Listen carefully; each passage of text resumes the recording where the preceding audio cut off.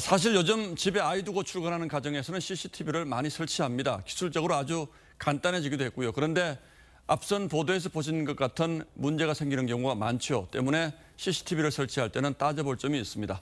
자, 홍영 기자, 요즘 CCTV 종류도 아주 많고 설치하는 방법도 간단해져서 많이 설치들 하죠.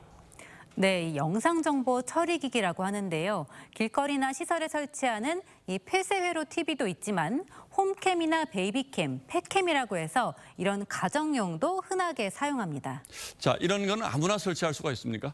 장소가 어디냐에 따라 다릅니다. 주차장과 놀이터 같은 공공장소나 공개된 공간에 설치하려면 이 법령상 허가를 받아야 합니다. 사무공간이나 진료실 같은 비공개 공간은 따로 허가가 필요 없지만 대신 촬영되는 당사자의 동의가 있어야 합니다. 그래서 아무리 내 집이라도 가사 근로자한테는 동의를 얻어야 하는 겁니다. 그 동의라는 게 통보를 해주고 네, 알겠습니다라는 답을 들으면 되는 겁니까?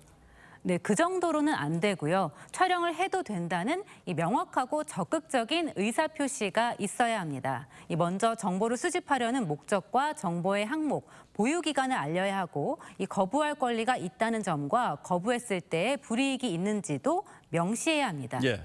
이런 개인정보 수집 동의서 한 번쯤 보셨을 텐데요. 여기에 보면 앞서 말한 항목들이 다 들어있습니다. 이런 서면 동의가 가장 좋고요. 예. 그렇지 않고 말로 할 경우에는 녹음이나 촬영을 꼭 해둬야 합니다.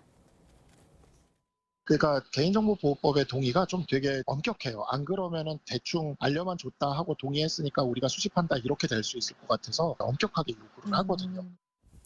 자, 그런데 이런 구체적인 형태의 동의가 없다면 말 못하다 아이를 학대한 정황이 발견돼도 어떻게 할 수가 없습니까?